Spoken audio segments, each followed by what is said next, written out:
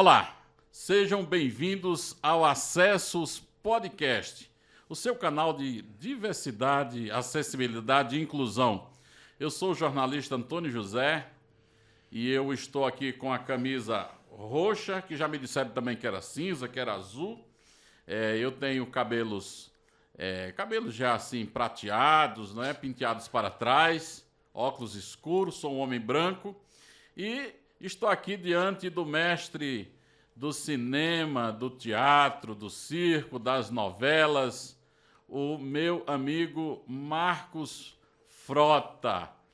Olá, Marcos, seja bem-vindo ao Acessos Podcast. Grande alegria receber você aqui hoje, irmão. Olá, Antônio, um prazer poder estar te revendo, sempre atuando, sempre ativo, sempre com uma responsabilidade social, de informação, de projetos inclusivos, o que faz de você uma pessoa muito, muito, muito especial para mim, para os meus amigos e para toda uma classe artística que te acompanha e que te valoriza muito.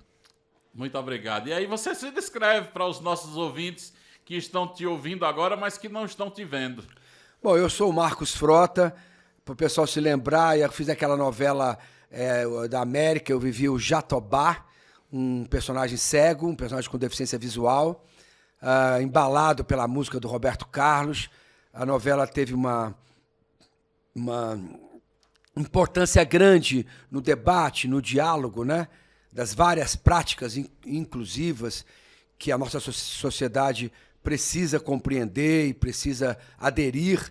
Então a novela teve esse lado, a novela foi escrita pela Glória Pérez e eu tive a oportunidade inclusive de convidar o Dudu Braga, o filho do Roberto Carlos, que hoje mora no céu, para fazer parte.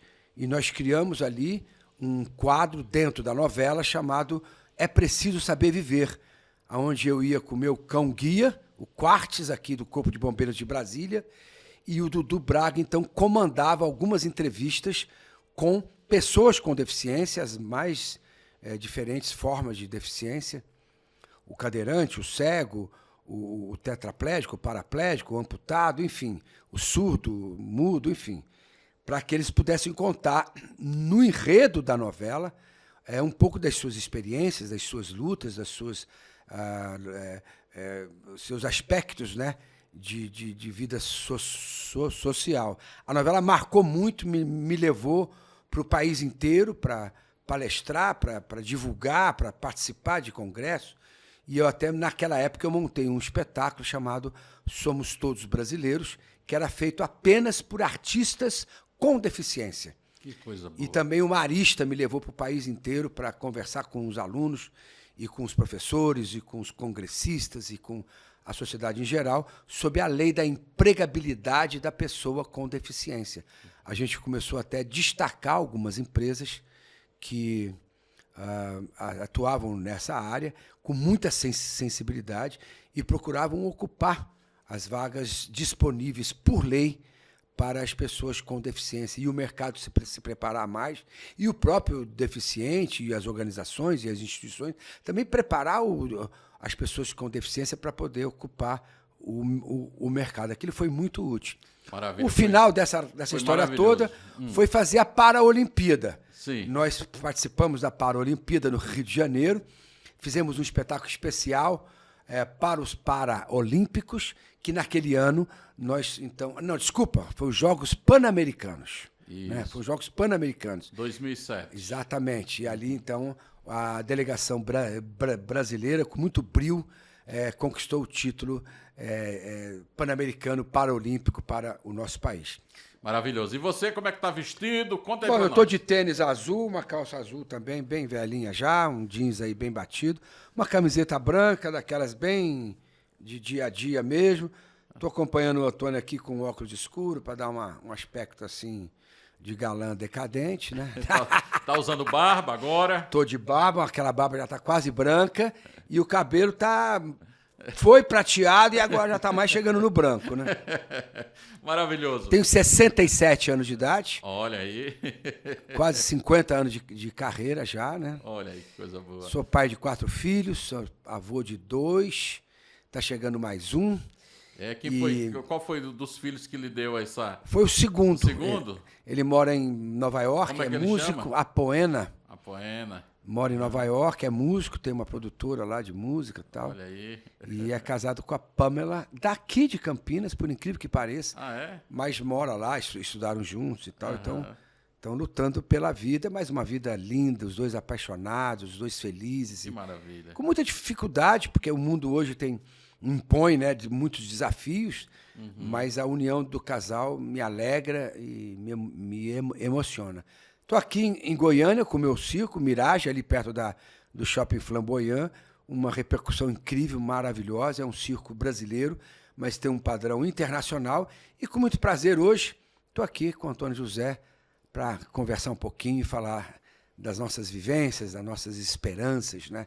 E dos nossos objetivos. Maravilha, coisa boa.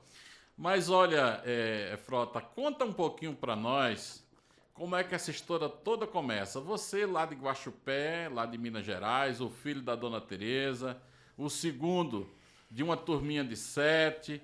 Fala um pouquinho da sua infância para nós, como era, cara, Guaxupé da sua época, como é que começou essa sua interação com as artes. Fala para nós. Bom, eu nasci em São Paulo, mas com um ano e 2 anos no máximo, assim, logo ali no comecinho, na primeiríssima infância, né? Ainda bebê, o meu avô faleceu, jovem ainda. Ele tinha uma fazenda grande lá no interior de Minas Gerais, no sul de Minas Gerais, bem na divisa com São Paulo, chamada Guaxupé, a fazenda era Viradouro. O Guaxupé fica ali na região de Poços de Caldas, que é uma região muito turística, Sim. Uma região até com as águas, que é boa para a pele, enfim. Águas termais. Exatamente. E do outro lado de Guaxupé é Ribeirão Preto já. Sim. Então a gente está ali bem na divisa com entre São Paulo. Minas. E ali a minha primeira infância foi junto com a natureza. Isso foi determinante na formação da minha espiritualidade. Morava na fazenda. Morava na fazenda e só mexia com cavalo, vaca, açude, peixe, árvore. Subia em árvore. Pitanga, jabuticaba, manga. Que maravilha. Cana-de-açúcar, enfim. Olha aí. E muito leite assim tirado da vaca ali na hora. Olha. Isso foi muito importante, porque eu cresci já entendendo um aspecto da diversidade da vida, né? Entre a interação entre as diversas classes sociais, né? E aprendi que a vida da gente tem que ter oportunidades. Precisamos criar oportunidades para que elas possam nos aproximar dos nossos sonhos. Então, foi ali na própria fazenda que a gente brincava de circo, montava aquelas lonas de folha de bananeira, e aí colocava palha de arroz, ou palha assim no chão, e aí ficava brincando, saltando, dando cambalhota, e aí a gente brincava um pouco de rodeio também, pegava uns bezerrinhos lá e montava para poder brincar de rodeio. Isso aí tudo deu para mim essa verve, né, Antônio? Sim. E essa sensibilidade. E esse conhecimento que as crianças hoje não têm, né? A minha filha ontem completou 8 anos. Bens a Deus. E acho que faz uns 2 anos que ela conheceu uma galinha pessoalmente, viva. Porque ela só via a galinha abatida, né? Por quê? Porque a gente foi numa chácara e aí foi quando ela viu lá a galinha, os pintinhos e etc. Porque as crianças hoje, principalmente as crianças urbanas, são criadas em apartamentos, só vê os bichinhos pela televisão. Muito tablet, né? Muito smartphone. Pois é. Muito computador. Eu faço uma campanha com o circo justamente para isso. Sensibilizar os pais, levar as crianças no circo. Não é só simplesmente para ver o palhaço, ou ver o trapezista, ou ver a arte circense. Não, é para despertar nas crianças, principalmente de 0 a 7 anos, a necessidade da brincadeira. De brincar, gente. A infância passa muito rápido.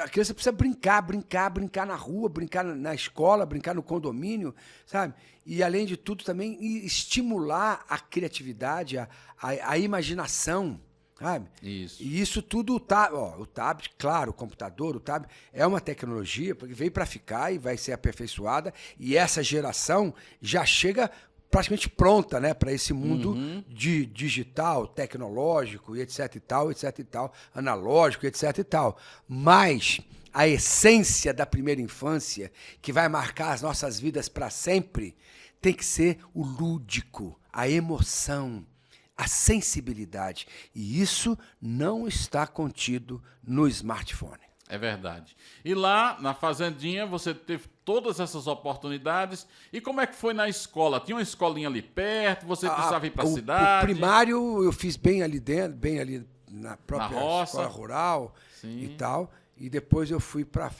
a cidadezinha que era colada, né? Guaxupé, naquela época, nos anos 50, nos anos 60, né?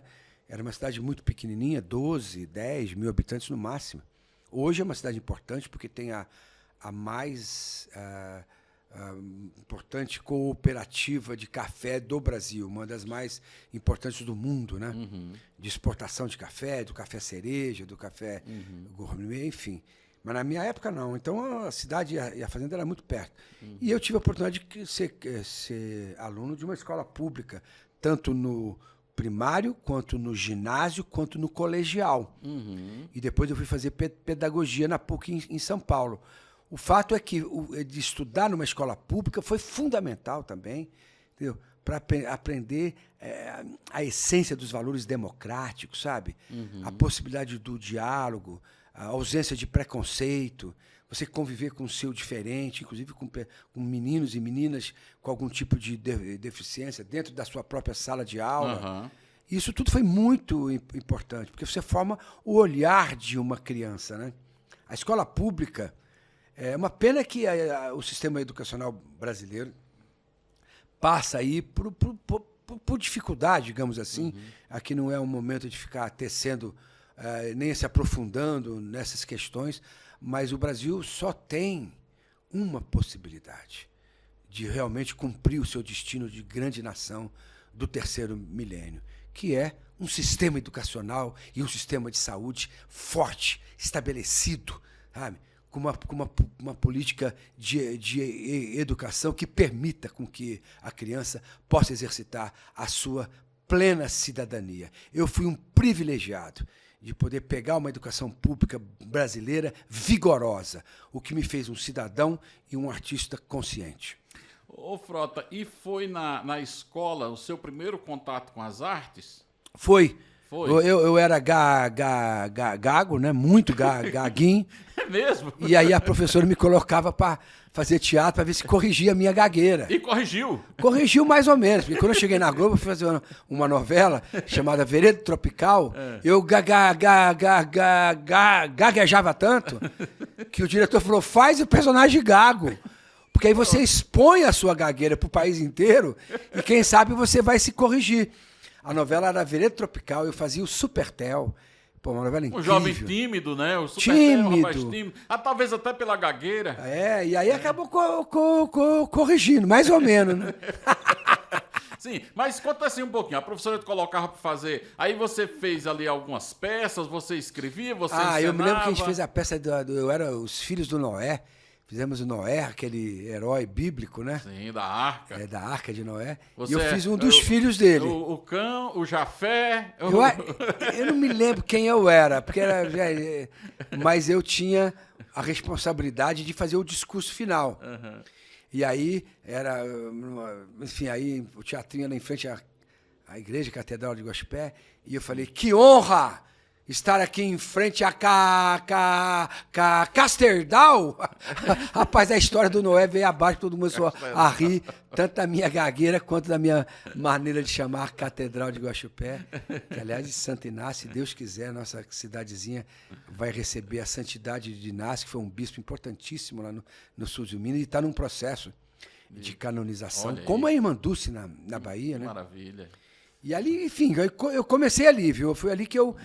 A gente, quando as pessoas falam, Marcos, eu queria ser ator. Ai, Marcos, eu queria ser atriz. Ai, Marcos, eu tenho uma filha ou um filho que a gente está querendo encaminhar para o mundo das artes. Eu falei, olha, a melhor maneira é fazer com que as crianças exercitem essa brincadeira das artes na própria escola, diante dos seus próprios coleguinhas, orientado por um professor. Porque aí é que a pessoa vai entendendo se ela pode gostar das artes, mas para ver se as artes gostam dela. Por isso que eu sempre falo, mais importante do que o talento é a vocação. E a vocação, a gente vai aprendendo a importância dela logo nos primeiros passos. Nos primeiros passos, nas primeiras pecinhas de criança, peça de teatro ou dança, né? Apresentações artísticas de um balé dentro de uma escola ou dentro de uma academia, que a criança já vai mostrando uma intimidade e uma sensibilidade artística. E a partir daí, então, a família, claro, que quando pode, estimula com cursos um pouco mais objetivos e mais preparatórios. Eu devo toda a minha formação artística ao meu período escolar. Que maravilha. Me diga uma coisa, é assim, você fez suas primeiras, teve suas primeiras experiências com as artes na escola, para corrigir a gagueira e etc. Agora, você já sai de lá, vai para a faculdade de pedagogia, agora eu fiquei sabendo que você é pedagogo, né? Aí te pergunto, e aí você já cai na Globo para fazer novela? Não, assim? Na própria faculdade, Sim. assim... Você terminou o curso de pedagogia? Então, isso que eu ia falar, lamentavelmente, Sim. eu não terminei. No terceiro ano, Sim. eu fiz uma peça em São Paulo, Sim. chamada Feliz a Novela, a história do Marcelo Rubens Paiva, Sim. que é um menino que mergulhou na Unicamp e teve um acidente e se tornou um tetraplégico. Essa foi uma primeira grande chegada minha nesse universo, nesse mundo das pessoas com deficiência. O Marcelo Paiva, filho do deputado Rubens Paiva e da dona Eunice Paiva, homens importantíssimos, políticos. Deputado Rubens Paiva, que foi morto, caçado pela ditadura brasileira.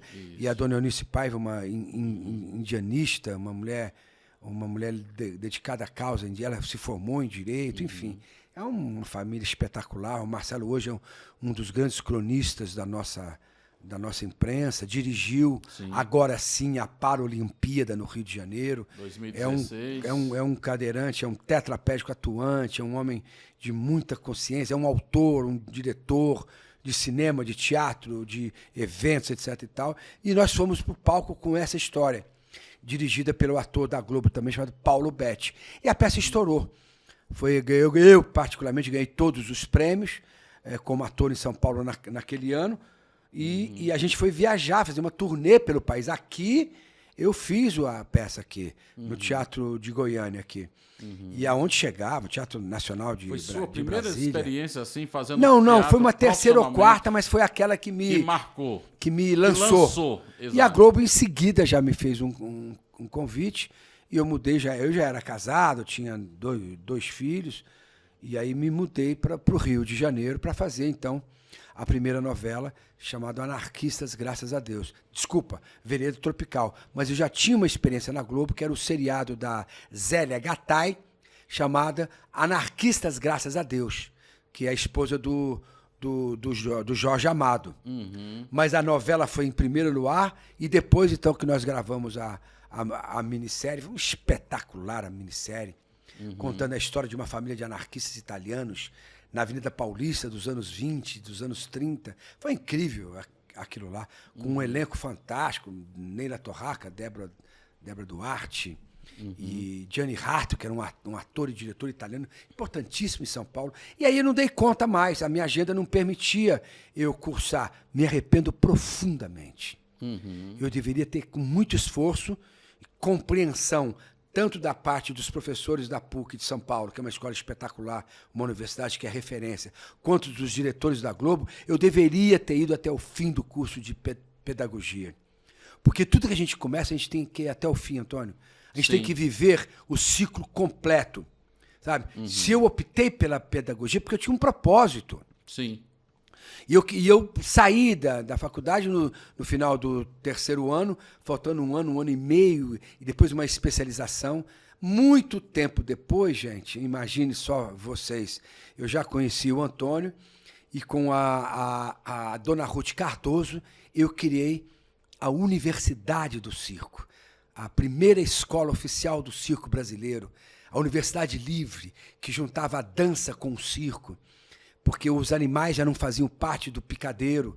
Então eu substituí o elemento artístico animal, né, o bicho, o elefante, o cavalo, o macaco, pela dança. E a universidade, então, se transformou numa referência, numa escola contemporânea de circo, preparando artistas para os parques da Disney, para os cruzeiros marítimos e principalmente para o Cirque du Soleil. E neste momento, sei lá, 20 anos depois, eu senti falta do meu curso e do meu diploma como pedagogo.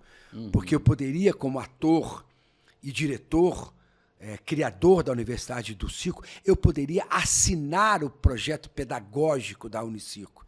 E como eu não tinha o meu diploma e não era formado, eu tive que pedir, então, enfim, formar um grupo de pedagogos, de psicólogos, de terapeutas e de assistentes sociais para dar essa base teórica a um projeto revolucionário chamado Universidade Livre do Circo, que até hoje foi lançada em outubro de 2000, na Esplanada dos Ministérios em Brasília, e até hoje está presente, agora no Rio de Janeiro, ali no Parque Imperial da Quinta da Boa Vista, lugar de Dom João VI, de Dom Pedro I, de Dom Pedro II, e da nossa musa, Imperatriz Leopoldina, a Imperatriz da Bondade, a Imperatriz da Generosidade, da Caridade, pois ali, nos jardins do Palácio, foi instalada a primeira Universidade Livre do Circo, hoje atendendo com a assinatura da Petrobras, na área de responsabilidade social e ambiental.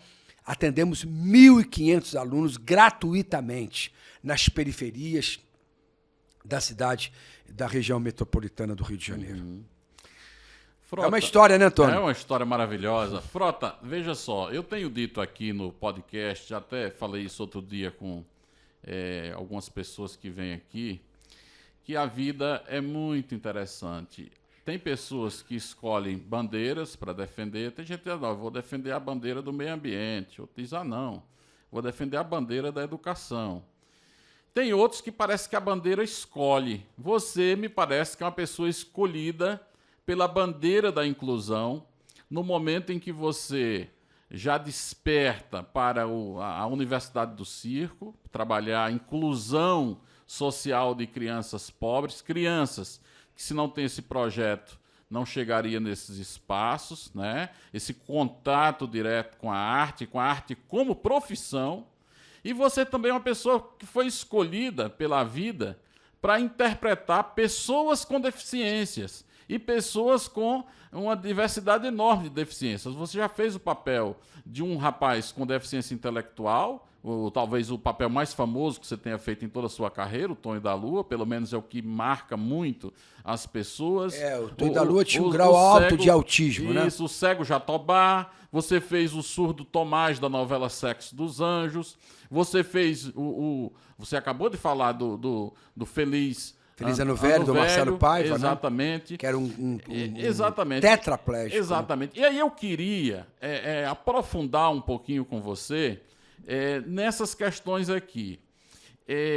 Como é que se deu, por exemplo, a escolha, assim, você vai fazer o Tonho da Lua. Você ficou reparando uma pessoa com deficiência intelectual, como é que se comportava? Como é que se dá esse estudo para fazer determinados papéis tão diferentes e tão inéditos na televisão brasileira? Olha, Antônio, primeiro que ninguém faz nada sozinho, né? Quando tem uma criação artística, ela é feita em equipe, né? Ela tem uma necessidade de que a criação de um personagem seja obra de quem escreve, de quem dirige, de quem atua, da equipe técnica, dos figurinos, da cenografia, da trilha sonora, e também da equipe de apoio. Então, em todos os personagens citados por você, eu entendi que eu jamais daria conta de construir um personagem com tamanha complexidade sem a ajuda de toda uma equipe. Isso é muito importante, porque claro que o ator é que vai para frente das câmeras e é claro que ele que acaba sendo o grande responsável de dar visibilidade, né, ao caráter e à personalidade de um personagem. Mas sem o trabalho da equipe, esse trabalho não tem consistência, sabe? Essa construção, esse personagem fica vazio, fica ambíguo, às vezes com uma interpretação só. Então você precisa estar muito aberto, sabe? Você precisa deixar a equipe atuar para que você possa, então, fazer a síntese e aí sim levar para a história do personagem todas essas contribuições. Isso é muito importante porque a carreira do artista, do ator, do músico e tal, não é só na parte artística, mas também em outros segmentos profissionais. Tem muita vaidade, sabe, Antônio? Tem muita vaidade, muita perca de tempo, sabe? Exercitando a vaidade e não exercitando o ofício, sabe? E quer tirar o salto alto de um artista, é tirar a equipe que ele trabalha. Ninguém faz nada sozinho, sabe? Quando você vê um artista muito falastrão, estou falando da minha área, não estou querendo criticar nenhum colega, não. Mas músicos, atores, e atletas, e políticos, e jornalistas e tal. Quando você vê um cara muito vaidosão, muito cheio de verdade, você quer dar uma rasteira nele, tirar a equipe dele. Deixar ele sozinho. Ele vai ficar nu. Porque ninguém faz nada sozinho. Nós somos o resultado do trabalho de uma equipe. E quanto mais humilde o artista for, mais colaboração da sua equipe ele vai ter. E isso eu aprendi muito cedo na vida, sabe? Essa foi uma lição básica. Foi uma lição, quando eu me alfabetizei, digamos assim, na carreira artística, eu percebi e fui ensinado e fui conduzido para compreender e aceitar a participação da equipe na construção de uma cena ou na construção de uma sequência de cenas e tal. E aí fui ver que realmente sem eles eu nada seria. Bom, maravilha. Deixa eu fazer só um pequeno corte. Por favor. Nós vamos agora para um intervalo muito rápido para tomar uma água e na volta aí você conta essa história para nós, inclusive que eu soube até que você, antes de fazer o papel do Tonho da Lua, você já sabia que iria fazer esse papel. Essa história é lindíssima. Pois é. Não saia daí que depois do intervalo eu vou contar essa história, hein? Maravilha. Voltamos daqui a pouquinho.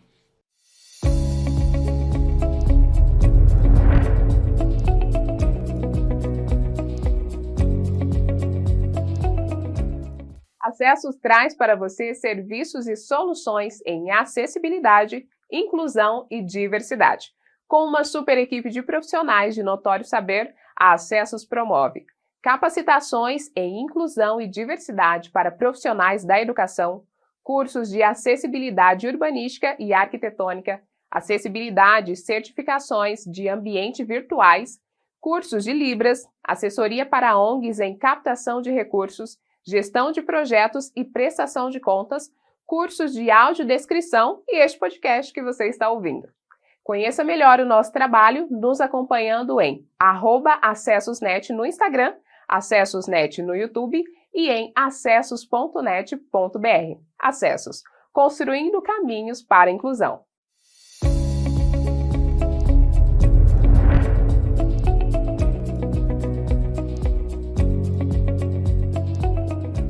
Voltamos com Acessos Podcast, o seu canal de diversidade, acessibilidade e inclusão.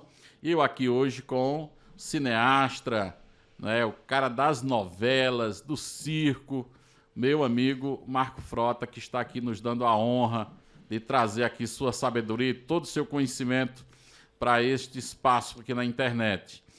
Frota, você falava um pouquinho que as pessoas, nenhum artista faz nada sozinho.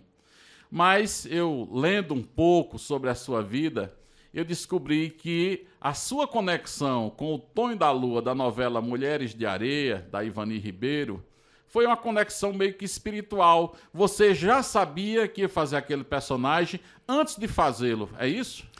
Quando na década de 70 a TV Tupi de São Paulo realizou a novela Mulheres de Areia, o Tonho da Lua era o grande, inesquecível e eterno Gianfrancesco Guarnieri. E a Ruth e a Raquel, Ruth e Raquel, duas irmãs gêmeas, era a maravilhosa Eva Vilma. Eva Vilma. E a novela era realizada numa praia da Baixada Santista, chamada Itanhaém. E eu pedi pro meu pai me levou para ver, e eu vi o Tonho da Lua, o João Francisco Guarnieri, o Tonho da Lua, fazendo as esculturas. Nunca imaginei que 20 anos depois, essa novela foi em 73. Você foi ver a filmagem da novela? Eu fui ver o Tonho da Lua. Olha, gente. Quando a televisão ainda era em branco e preto, né? Uhum. E quando eu vi o Tonho da Lua do Guarnieri, Gian Francisco Guarnieri, um homem maravilhoso, companheiro de cena da Fernanda, da grande Fernanda Montenegro, e ele me impressionou muito o jeito dele, como ele conversava com as estátuas, com as esculturas de areia que ele construía. Na televisão, isso. Aí eu pedi para meu pai me levou para ver ao vivo. E aquilo ficou na minha memória emotiva, na leitura da minha sensibilidade. Nunca imaginei que em 93, ou seja, 20 anos depois, eu já era funcionário da Globo, e a Globo resolveu, então, fazer o Tonho da Lua, a novela. A primeira coisa que eu fiz foi subir na sala do Paulo Biratã, que também está no céu, o diretor da Globo, responsável pelo núcleo de teledramaturgia que ia desenvolver, né, o remake da novela Mulheres de Areia, e contei esse caso para ele. E disse que eu ia fazer o Tonho da Lua. Falei com convicção. Ele falou assim: Marcos, mas a gente está procurando um cara loiro, desculpa, um cara moreno. Você é loirinho, que precisamos de um cara caiçara, de beira de praia, pele escura, olho preto, cabelo preto, um cara que se misture com os pescadores, sabe, para poder ajudar a contar a história daquele lugar. Eu falei: olha, você vai fazer todos os testes, você vai procurar quem você quiser, mas o personagem sou eu. Eu sinto ele dentro de mim já. Isso, uns 3 ou 4 meses antes das gravações. Nesse período, a Glória Pires fica grávida da filha dela, que hoje é cantora, chamada Antônia.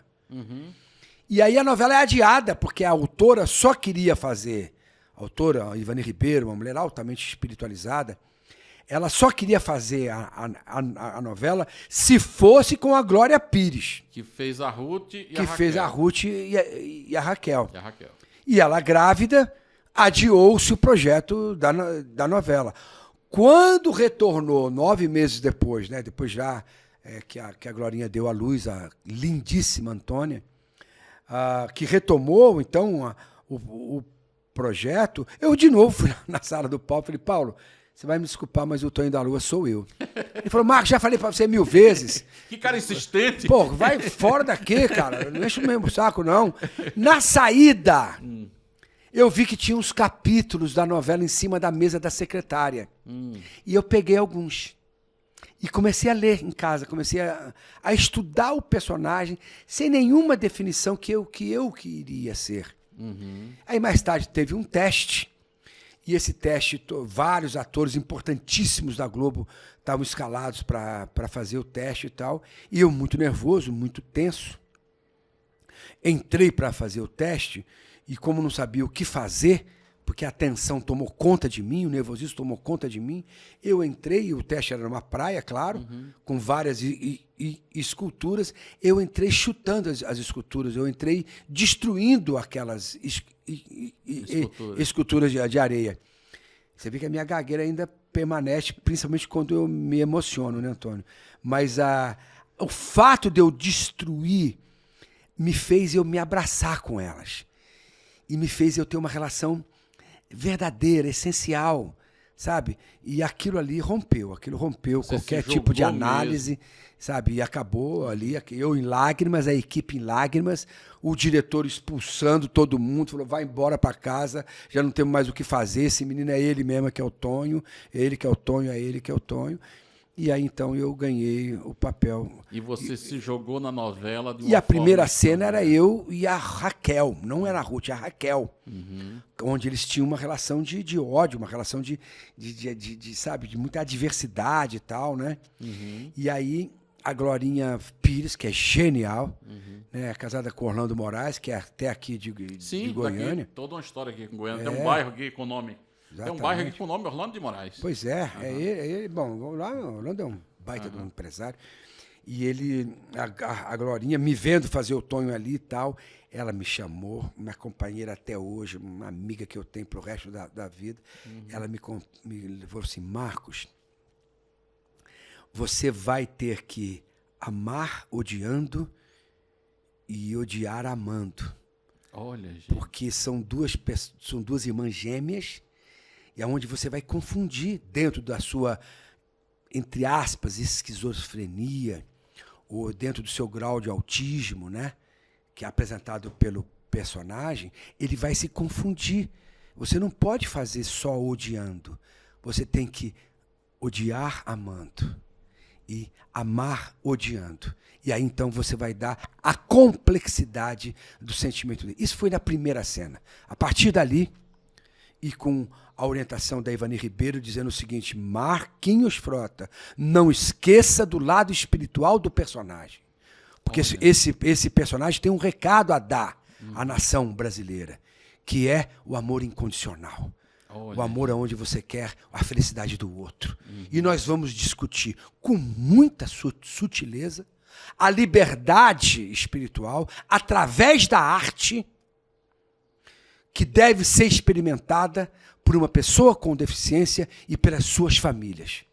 Então, se divirta com o personagem, mas não se esqueça do lado espiritual dele. Isso foi base de construção. A Glorinha e a Ivani Ribeiro me deram a base emocional, afetiva, sensitiva de um personagem que rompeu a barreira do tempo, e até hoje, aonde eu chego, em qualquer lugar que eu vou, as pessoas falam de Tonho da Lua. Tem rua chamada da Lua, tem pessoas que fazem chamado da Lua, tem crianças que brincam de da Lua, com as coisas dele e tal. E tem bonequinhos dele, tem... É incrível, é um personagem. Eu fui... E o Tonho teve uma relação com a Ruth... De amor. Maravilhosa. Uma relação de amor, que não era um amor sexual. Não era um amor... E nem era um amor platônico, era um amor de alma. De alma, exatamente. Isso fica nítido na novela. Uma vez, rapaz, eu fui ser jurado de um festival de circo em Budapeste.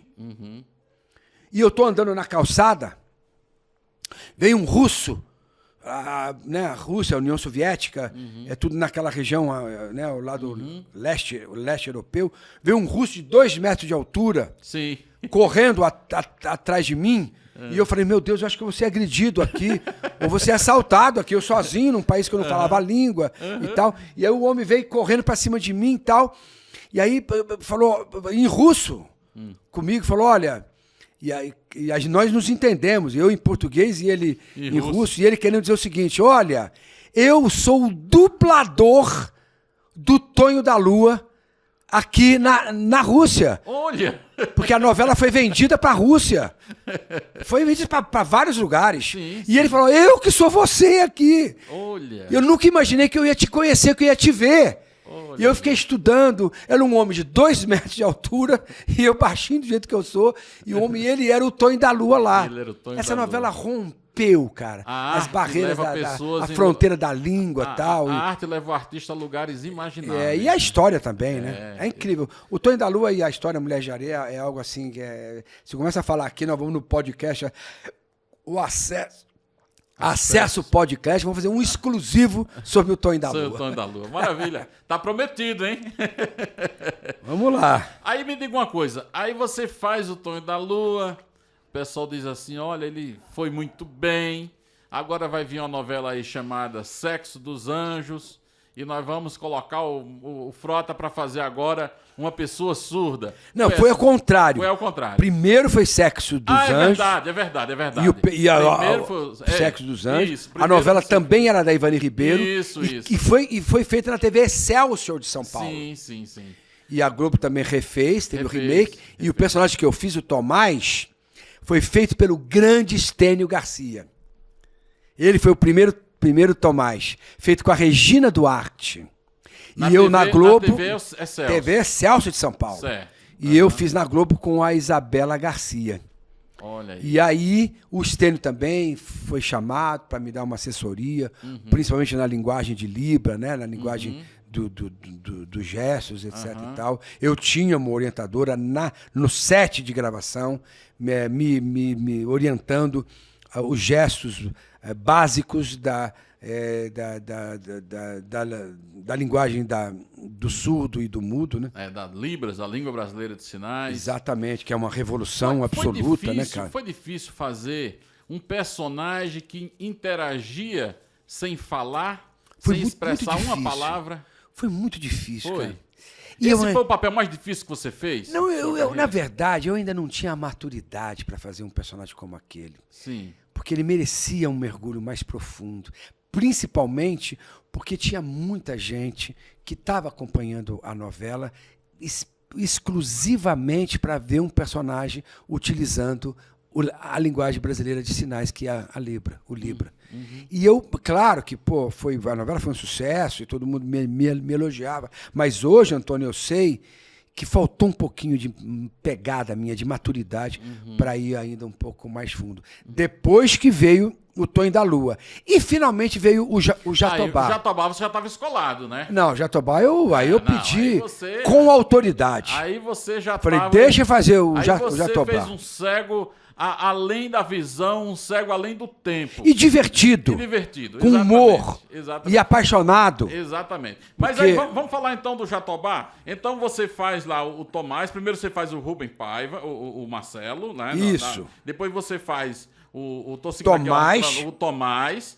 Depois vem o Tonho da Lua, que é essa coisa maravilhosa que você contou para nós, esse encontro espiritual, né, na novela, que transmitiu todo esse amor, essa conexão com a Glória, com o papel da Ruth. E aí depois passa um tempo, né, vamos dizer que teve aí um período aí de uns 4 anos, 3 anos, de uma novela para outra. Não estou aqui recordando exatamente quando é que foi a novela América foi para o ar. Não, né? O Tonho da Lua, a novela Mulher de Areia, as pessoas confundem em termos de data, porque ela foi muito reprisada. Mas a versão que foi o remake foi em 93. 93. Mas ela foi reprisada em 95, depois reprisada em 97, depois reprisada em 2000, depois reprisada agora recentemente no Viva. Então, e está no Globoplay. Então as pessoas têm um pouco... E a novela o Jatobá da América já foi depois. Aí já foi depois. Pois é. Agora deixa eu falar a última coisa sobre o Tonho da Lua, que é Vamos lá. É muito importante, que é o seguinte: quando a gente fala de inclusão de pessoas com deficiência, você fala da sensação de pertencimento, né? Toda pessoa com deficiência, mesmo aquela com deficiência intelectual, eles lutam pela... A inclusão significa o sentimento de ser amado do jeito que ele é, não é? Isso, de ser aceito como é. E dá um sentimento de pertencer. Pertencer àquela família, pertencer àquela cidade. Aquela comunidade, aquela sociedade. Aquela sociedade. Isso é... Bom, então o Tonho da Lua, como é de regra isso, ele também lutava por isso. Ele tinha essa carência de ser aceito pelo jeito que ele é. Agora que vem aí a peculiaridade, Antônio. E aí é uma contribuição minha. Na primeira versão, o final do Tonho da Lua é quando ele era aceito para viver uma história de amor com a Alzira, que era uma moça que trabalhava na casa dele. E ela gostava dele do jeito que ele era. Meio maluquinho, sabe, um grau de autismo, um grau de sei lá. Deficiência intelectual. De deficiência intelectual, mas ele era um artista, ele era um rapaz com muita sensibilidade, ele gostava de ler, gostava de escrever, porque tem cenas da novela mostrando o Tonho da Lua lendo, escrevendo, esculpindo, Não só as famosas esculturas na areia, que marca a personalidade dele, que aí vem um pouco de Aleijadinho, né? De grandes artistas, escultores de Da Vinci, de Michelangelo, né? Esses caras que construíram esculturas. O Tonho da Lua tinha um pouco esse talento, né?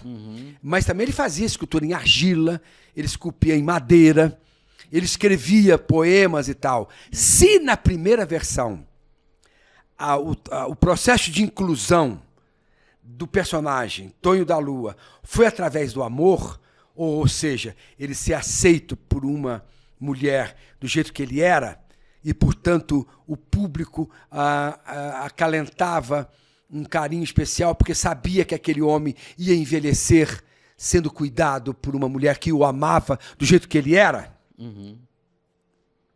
Porque toda novela tem que arrumar não é bem um final feliz, mas um final que justifique a trama toda, né? Na minha versão, não. O Tonho da Lua, não sei se vocês se lembram, o Tonho da Lua, em homenagem a mim e ao meu circo, ele foi colocado no circo e foi embora da cidade com o circo. É verdade. É verdade. E aí mostrou que a inclusão do Tonho da Lua aconteceu através da arte. Isso. Ele se sentiu um artista reconhecido pelo talento artístico dele, independente das deficiências, dos limites intelectuais e até mesmo físicos, e até mesmo um grau de autismo, enfim, mas que era a situação do Tonho da Lua, a dificuldade intelectual dele veio através de um trauma, né? Sim. Porque ele acompanhou o assassinato do pai dele. Exatamente. Isso na primeira infância. Isso. E aquilo mudou com a cabeça dele. Isso. E aí toda a pressão social, familiar, com a ausência do pai e da mãe, porque ele já era órfão de mãe, transformou ele num menino inquieto intelectualmente, que aí aprofundou uma certa deficiência intelectual. Mas a inclusão dele, Antônio, e ouvintes do Acesso Podcast, se deu através da arte. E foi para o circo como um profissional de circo. Como foi profissional de circo. Exatamente. Porque ele tinha um cavalo que ele domava. Isso. E ao mesmo tempo ele era um pintor. Exatamente. E ele era um escultor. Isso. Então ele começou a pintar os cartazes do circo. Isso. E aí teve uma vida em circo. Eu até propus, cara, e não vou desistir tão cedo desse projeto, eu queria mostrar o Tonho da Lua hoje. O que foi feito do Tonho da Lua. Ele inserido numa comunidade circense, ele com uma família. Já mais velho. E ele pintando, e ele desenhando, e com todos os limites intelectuais dele. Quem sabe uma peça para vir aí ao cinema? Pois é, cara. Aliás, eu propus para a Globo Filmes isso. E a Glória Pires já tinha topado fazer. E sabe quem topou fazer comigo, que ia ser o dono do circo?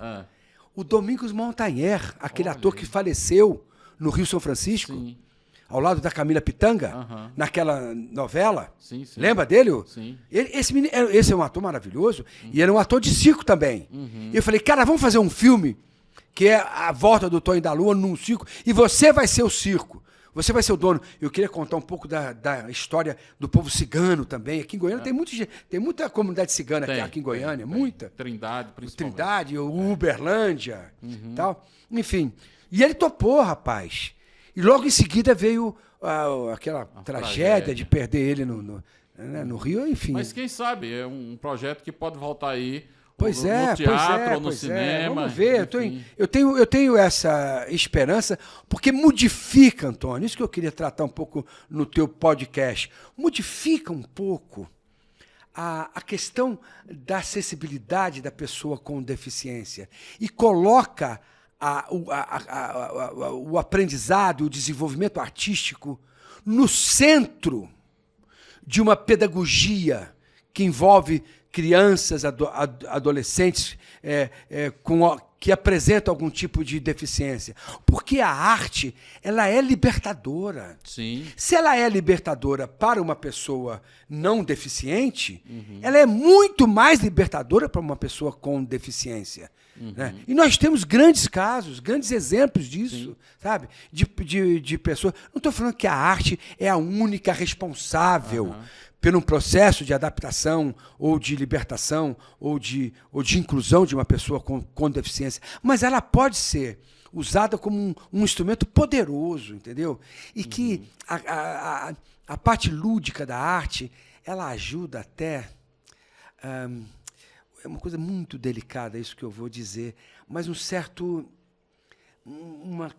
ela tem uma capacidade de emocionar tão grande que brota o perdão. Tem pessoas, tem famílias que se culpam ainda de ter recebido uma criança com deficiência. Sim, sim. Se culpam, acham que é pecado. Tem toda a negação. Tem toda a negação. A não aceitação. Eu sei porque eu conheço muitos projetos que envolvem pessoas com deficiência espalhados pelo país afora. Tem projetos muito evoluídos, com pedagogia própria e com trabalho científico, de pesquisa, etc. e tal, mas tem projetos que lutam com muita dificuldade porque tratam com a própria ignorância da sociedade e da família e com a própria violência, sabe, social, que é vítima uma pessoa com deficiência. E às vezes dentro da própria casa, dentro da própria família, sabe? O que é muito triste. Né? E a arte, quantas e quantos espetáculos que eu fiz envolvendo pessoas com deficiência, deficiências graves, deficiências que são feias de se ver na rua, ou aquele gesto todo deslocado, com palavras inaudíveis e um rosto todo deformado, mas que no palco, Antônio, isso ganha beleza artística através da luz, da coreografia, de uma cenografia ou de um figurino. E da superação dos limites. E da superação. Quantos pais e quantas mães eu vi correrem para os seus filhos, cara, e abraçarem os seus filhos, no sentido da reconciliação, sabe, da alma, do espírito, sabe, para que a arte provocou neles um olhar diferente, um olhar, arrancou o véu do preconceito, que às vezes existe dentro da própria família. Sim. Sabe? Isso não é raro, não, gente. Porque tem muita ignorância, tem muita dificuldade de se lidar e muita a ausência de leitura espiritual sobre isso. Verdade. E aí vem a capacidade do perdão, ou a necessidade do perdão, de se perdoar. Eu considero que o perdão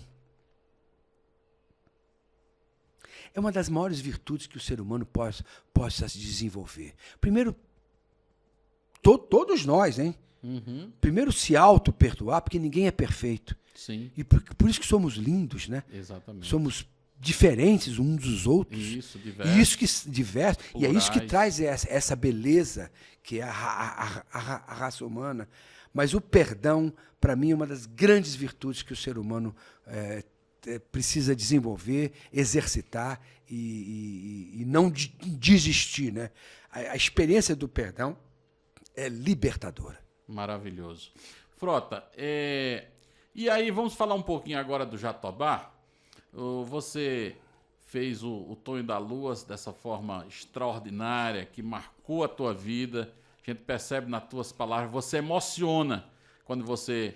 Eu sou bem tocado por esse personagem. O Tonho da Lua. Né? E nós ainda vamos ter a oportunidade de assistir o que foi feito do Tonho da Lua, como ele está hoje. Vai ser uma coisa extraordinária. Não, cara, você sabe que uma vez eu fui divulgar a novela na América Latina e era a posse do presidente Sanguinetti. Sim. E aí eu estava lá, a embaixada brasileira falou: Marcos, pô, que bom que você está aqui e tal. Ó, acompanhe a comitiva do presidente brasileiro, Fernando Henrique Cardoso, para os cumprimentos do novo presidente do Uruguai. Sanguinetti. Em Montevidéu. Eu falei, lógico, é um prazer e tal. Aí foi lá, entrou lá o embaixador brasileiro, né? O presidente brasileiro e tal. E o salão, era um salão muito grande, cara. E a gente entrava lá na porta, né? E um palácio e tal, lá do Uruguai, em Montevidéu. E o presidente Sanguinetti do Uruguai estava lá no fundo, lá no não sei o que e tal. Então nós tínhamos toda uma passarela, uma caminhada no meio de todo mundo e tal. Né? E aí estava lá o Fernando Henrique, né? Fernando Henrique Cardoso, o nosso presidente, comandando a comitiva e tal. E eu ali um pouquinho do lado e tal. E de repente o presidente Sanguinetti olha assim de lado. Ô, Tonho da Lua! Rapaz, foi uma gargalhada. Vem abaixo. Rapaz. Ô, presidente, tá bom. Ô, Tonho, vem cá, Tonho. Tonho da Lua roubou a cena. Ai, foi muito engraçado. O presidente Fernando Henrique se divertiu com aquilo, né, cara? Quebrou o gelo, né? Quebrou o gelo todo. É um ambiente extremamente formal. Claro, a posse de um presidente. O Tonho da Lua quebrou todos os paradigmas. Tem muita história ligada ao Tonho da Lua. Mas aí... Chegamos no Jatobá. Vamos chegar no Jatobá. Você, então, tinha uma novela e ali a Glória Pérez queria... Glória Pérez, né? Tô certo, Glória né? Pérez, uma mulher que, aliás, vai voltar com uma nova novela. Exatamente. Eu já troquei aqui as datas das novelas, agora será que eu troquei aqui os autores? Não. Glória Pérez. Glória Opa. Pérez, exatamente. Deixa eu te falar. Aí ela tinha ali o cego imaginário para aquela novela, e aí a ideia foi justamente convidar você, teve teste. Não, ali eu Você procurei já o Mário estava Lúcio Vaz, escolado em fazer o diretor pessoa com da coisa, e deficiência? falei, olha, se tiver um personagem com deficiência para discutir publicamente a questão da acessibilidade, eu gostaria de me candidatar. E aí, imediatamente, eu recebi o convite da Glória Pérez e já sabia que era um personagem que a Globo ia utilizar para um merchandising acessível, de acessibilidade, né? Um marketing social, que a gente chama. Né?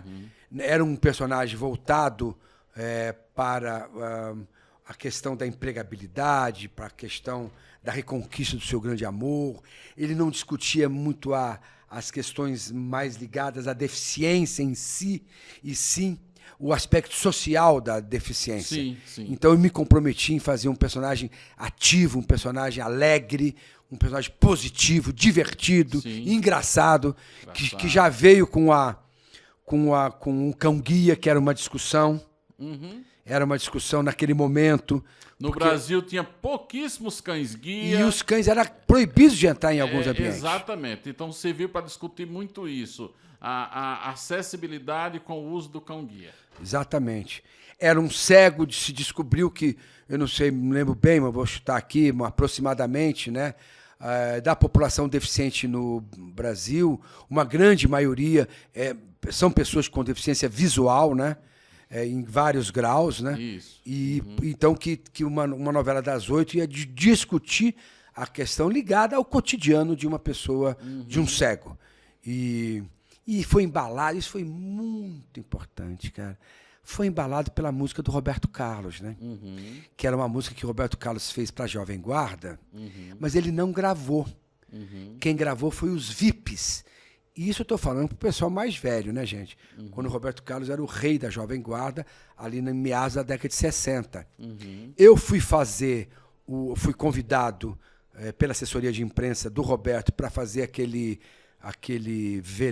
cruzeiro chamado Emoções. Sim. E no final eu fui no camarim do Roberto e falei, Roberto, eu vou fazer um cego na novela da Glória Pérez. Ele, bem sério, o jeito que o Roberto Carlos que ele é muito divertido. Pai de um rapaz pai cego. com uma pessoa, de um cego e tal. Exato. Parou um pouco, não disse nem falou nada. E aí, mas eu simplesmente comuniquei a ele. Assim, um papo informal, a novela ia começar a ser gravada ainda e tal. Pouco tempo depois eu fiquei sabendo que o Roberto teria procurado a Glória e teria oferecido a música dele. Estou guardando o que há de bom em mim para lhe dar quando você chegar. Olha. Toda ternura e todo o meu amor estou guardando para lhe dar. Olha. Essa música do Roberto tocava toda hora que o ceguinho Jatobá com o seu cão-guia saía pelas ruas e tal. Isso levou o país inteiro a prestar atenção naquele personagem. E aí a Glória, então, fez toda uma discussão de acessibilidade em transportes públicos e acessibilidade escolar, e aí, principalmente, a reconquista do amor, do grande amor da vida do Jatobá, que é a personagem que a Totia Meirelles fez. Eu era padrasto, pai da Cléo Pires, que estava surgindo ali também. E isso tudo dava todo um molho para a novela e tal. A gente e da novela para frente, do meio da novela para frente, aí já era uma questão técnica, social, de acessibilidade. O Brasil vivia a questão da empregabilidade da pessoa com deficiência, e a Globo então entrou de fundo nisso, sabe? Despertando a necessidade das empresas se organizarem para acolher nos seus quadros de funcionários o deficiente, e despertou também nas instituições, preparar os deficientes para o mercado profissional que ia se abrir e que se abriu. Havia ali um movimento também de que a Secretaria Nacional da Pessoa com Deficiência se transformaria no Conselho Nacional da Pessoa com Deficiência. O BNDES, através do professor Carlos Lessa, recém-falecido, ex-reitor da Universidade Federal do Rio de Janeiro e presidente do BNDES, tinha uma linha de crédito no Banco Nacional do Desenvolvimento Social, BNDES, gente. Uma linha de crédito que beneficiava projetos públicos e privados, de acessibilidade, shoppings, cinemas, teatros, estacionamentos, ruas, calçadas. Todo mundo podia bater na porta do BNDES e receber os recursos oficiais para que as prefeituras se organizassem e transformassem um projeto urbano acessível. Isso foi importantíssimo, isso tudo. Abriu, sabe? O personagem, viu, Antônio? Isso eu tenho que confessar a você e ao público. Ele se transformou até num personagem um pouco didático e até chato. Sim. Porque a novela é uma novela de um folhetim, é uma história. Uma novela que a pessoa liga lá para esquecer um pouco do dia e se divertir com personagens e se emocionar com as dificuldades, se envolver nas intrigas, nas tramas todas que o autor propõe. E o personagem Jatobá era um personagem querido pelo público. Mas a partir do momento ele ganhou um tom um pouco cidadão demais, professoral, didático, porque era necessário esse tom. Porque chegou aquele momento onde a novela estava lá na sua barriga, que a gente chama, né, no seu momento de... Já tem 100 capítulos, as pessoas já sabem a história e tal. Chegou para discutir tecnicamente determinadas coisas que eram ligadas à causa e às questões sociais envolvendo uma pessoa com deficiência. Isso se tornou chato. Então o personagem ficou um pouco desinteressante pela necessidade que a autora tinha e que nós também tínhamos da equipe para que evidenciasse determinadas coisas, quer dizer, marcasse, imprimisse com mais força e menos romance, e menos, aquelas questões ligadas à novela, e mais um tom assim, mais técnico mesmo.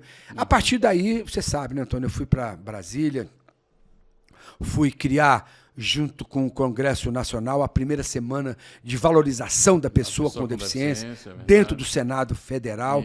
Isso estimulou câmaras de deputados, assembleias legislativas, câmaras de vereadores. Todo mundo começou a falar disso, sabe? Isso. A gente começou a denunciar e evidenciar as empresas que estavam com um projeto de empregabilidade. A própria Globo se comprometeu em empregar pelo menos 100 profissionais. A gente começou a ver cadeirantes, a gente começou a ver autistas sendo chamados para pessoas cegas, para desempenhar algumas funções. Os projetos de acessibilidade urbana explodiram pelo país todo, porque não era permitido mais construir teatro nem shopping novo, e os shopping centers estavam explodindo, inclusive Flamboyant, etc. Tudo e tal. tinha que ter acessibilidade. Tinha que ter acessibilidade por lei, para que os cadeirantes pudessem fazer a sua chegada, esses pisos demarcados para que o cego pudesse, com as suas bengalas ou com os seus canguias, pudesse se aventurar e se deslocar sozinho para onde ele queria ir. Isso foi muito, muito importante. Foi uma grande contribuição social. Depois que passa que a gente vê, entendeu, verdade. cara? Eu não posso me esquecer do Marista, cara. O Colégio Marista, a organização Marista, me levou para o país inteiro. Todos os colégios maristas do Brasil inteiro, Goiânia, para discutir inclusão, para que eu fosse falar com os professores e me encontrasse com os alunos para poder, então, falar sobre a questão da inclusão e ajudar, contribuir dentro do possível para principalmente combater o maior mal, na minha opinião, que é enfrentado pela pessoa com deficiência, que é o preconceito. É verdade. O preconceito criminoso, o preconceito doentio, sabe? O preconceito que não se faz mais sentido, sabe? Numa sociedade tão evoluída tecnologicamente, sabe? Nós estamos praticamente aí na metade já do terceiro milênio, estamos em 2022, gente. E ainda você experimenta ver testemunha e denuncia, claro, casos de extremo preconceito com pessoas com deficiência. E são preconceitos desmedidos, criminosos, sabe? São preconceitos que são disfarçados em afetividade, em aceitação, mas que por trás tem um imenso preconceito. E esse preconceito dificulta e muito, sabe, o desenvolvimento social, quer do cego, quer do cadeirante, quer do autista, etc. e tal. Porque ali tem vida, gente. Ali tem vida. Uhum. E uma vida que passa. Sabe, tudo passa muito rápido, nós somos efêmeros aqui. Gente, eu tenho 67 anos de idade. Ontem eu era menino, criança em Guaxupé. Daqui a 2 ou 3 anos eu faço 70 anos. Uhum. Sabe? Nós estamos vendo aí grandes atores, artistas, já indo para outras dimensões, para outros planos aí. Sabe? Tudo passa muito rápido. Tudo é quase que instantâneo. Uma vida, a gente pode resumir, às vezes, numa página de literatura dos grandes heróis, sabe, das grandes pessoas, ou mesmo dos mais medíocres, mas que deixaram aí alguns exemplos, etc. e tal. Você pode resumir isso tudo numa página. Como é que você vai impedir o exercício pleno de cidadania de uma pessoa com deficiência apenas por um sentimento de preconceito? Sabe? Um preconceito criminoso, que é uma má vontade que você tem para com o seu semelhante. Por acreditar que essa pessoa é inferior, que pode menos, que consegue menos. E muitas vezes é só olhar, consegue mais, pode fazer muito mais. E nós temos muitos exemplos assim, né?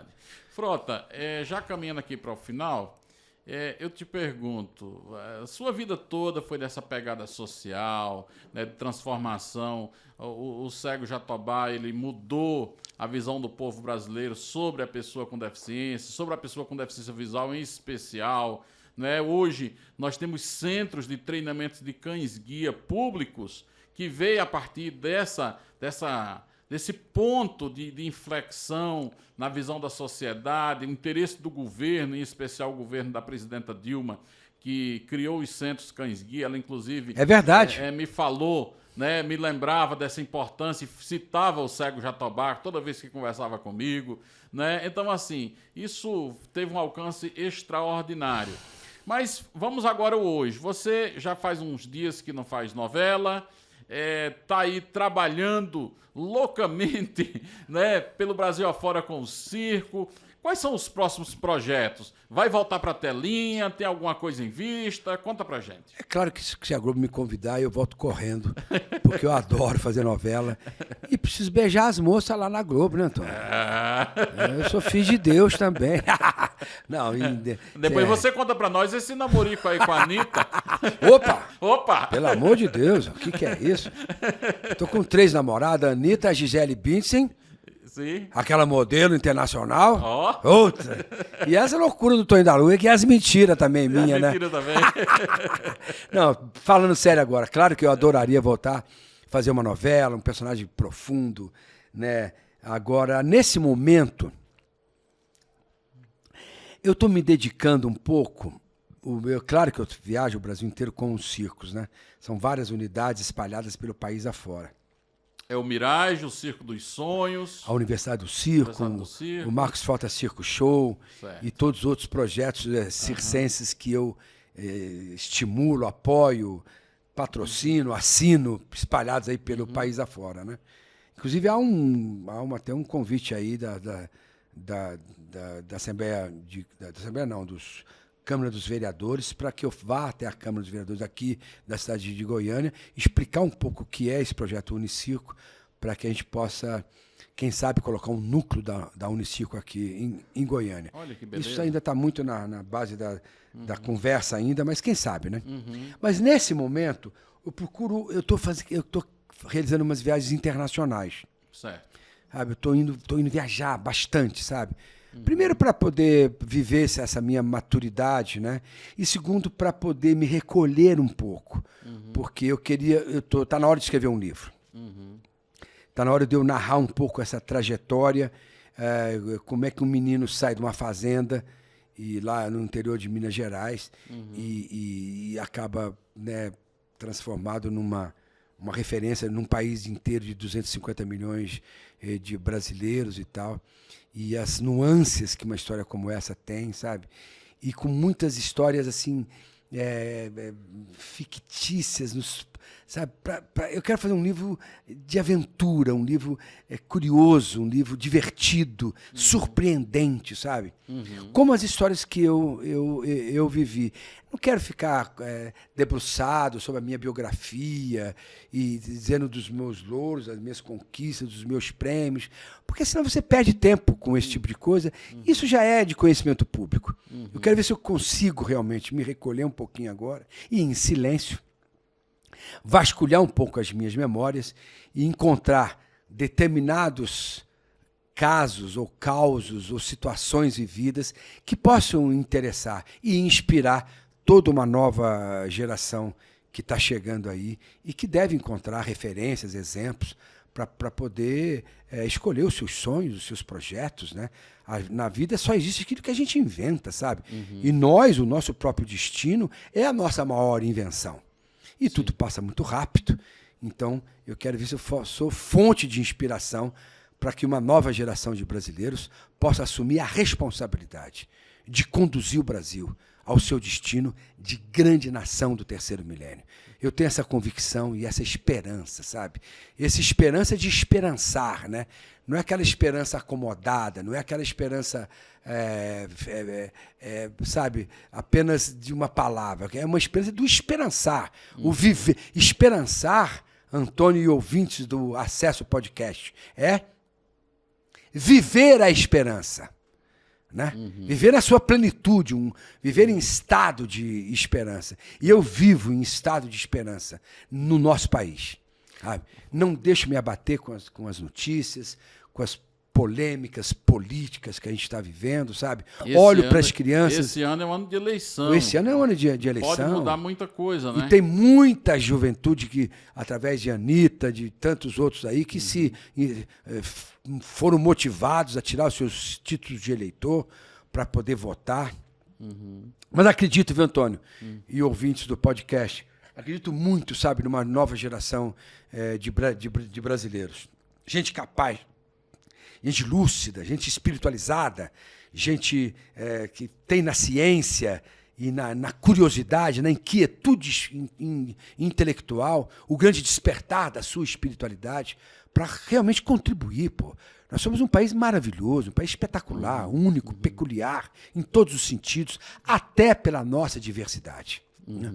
E isso deve ser referência e exemplo para o mundo inteiro, que vai enfrentar grandes crises, graves crises, na área da ciência, na área médica, na área das pandemias, na área da alimentação, sabe? Na área da distribuição, né? De recursos, sabe, capazes de fazer com que a maioria do ser humano possa ter oportunidade na vida, sim, né? Sim. Isso estou falando em todos os países, e principalmente no Brasil, em todos os nossos estados. Pão, né? Na mesa, exatamente, escola, acesso às políticas. Acesso, informação, oportunidades, né? Isso. E aí cada um, eu acho que com quase 70 anos de idade agora, eu acho que um livro meu vai ser um livro manuseado com curiosidade. Olha aí. E eu quero ser útil, sabe? Quero uma ou outra história que possa tocar e estimular e desafiar essa nova geração de brasileirinhos e brasileirinhas para amar e respeitar esse país maravilhoso chamado Brasil. Maravilha. Bom demais. Frota, quero muito te agradecer a sua presença aqui, essa aula que você nos deu, né, essa vivacidade, essa alegria, essa esperança no Brasil, esse acreditar no próximo. Maravilhoso, meu irmão. Só tenho a te agradecer. Eu que agradeço, Antônio, companheiro já antigo, e parabéns por tudo, sabe? Você é uma referência de vitória, né? Vitória diante de Deus, né, irmão? Um homem que toda vez que eu encontro, eu vejo você bem de saúde. Graças a Deus. Graças a Deus. Porque nós estamos numa fase que não está fácil. Não está fácil. Não está fácil não, cara. Então, bem de saúde, bem humorado, sabe? Bom, e com ideias novas, sabe? Sempre inquieto, sempre se mexendo, sempre propondo coisas. Então é um prazer participar aqui do Acesso Podcast. Muito boa sorte. E mais parcerias virão por aí. Esse é o Acessos Podcast. Se você gostou desse conteúdo, você deixa o seu like, aproveita, se inscreve em nossas redes sociais. Grande abraço e voltamos na próxima semana.